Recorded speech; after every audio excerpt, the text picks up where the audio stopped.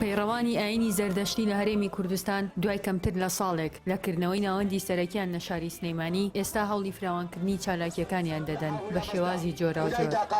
بە ئاڤێستا پەرتووکی پیرۆز بە خاکی کوردستان. بۆ ئەو مەبەستەش مەراسیمێکی ئاینی تایبەتیان لە نزیک ئەشکەوتی قسقاپان لە چەمی ڕێزان ڕێکخست. بەد ئەمڕۆ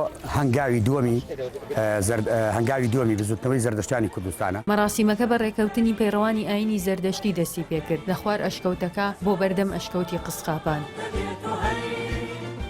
هەڵبژارنی ئەو ئەشکەوتە بۆ ئەو مەراسیمەیان وەک خۆیان ئاماژەی پێدەکەن. گۆڕی دوو کەسایەتی مێژووی کوردی تێدایە کە بریتین نەدیاکۆ و کەیخوسرەوە کە بەدامەزرێنەری دەوڵەتی ماد دادەنرێن پەیڕەوی ئاینی زەردەشتیان کردووە وەک سەرچاوە مێژوویەکانیش باسی دەکەن یەکەم دەوڵەتی کوردی بۆ لە مێژوودا. بەڵێن بێت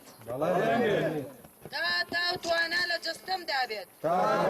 بەشێکی تری مەراسیمەکە بریتی بوو لە پەیمانی تایبەتی زەردەشتیان کە بە کۆمەڵ دووبارە کرایەوە. ئەمڕۆ لەم بەراسیمە پیرۆزەیە لێرەیە و لەم شوێنە پیرۆزەیە کۆبووینەتەوە هەم وەکو تازەکردنەوەی پەیمان و مەراسیمێکی پشتێن بەسنمان هەیە بۆ کۆمەڵی خەڵک لێرە.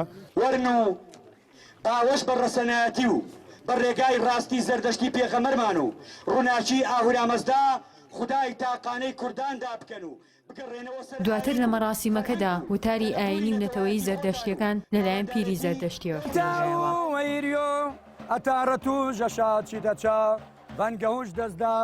دوابەشی مەراسیمەکە بریتی بوو لە پشتێن بەستنی ئاینی زەردەشتی بۆ چەند کەسێک کە تازە هاتبوونە سەر ئەو ئاینە.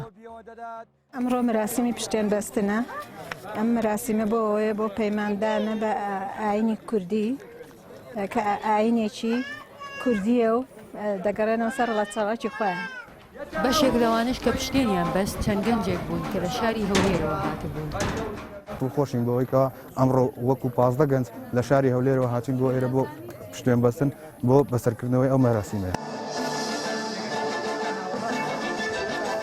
ژیار محەممەد دەنگی ئەمریکا سلێمانی.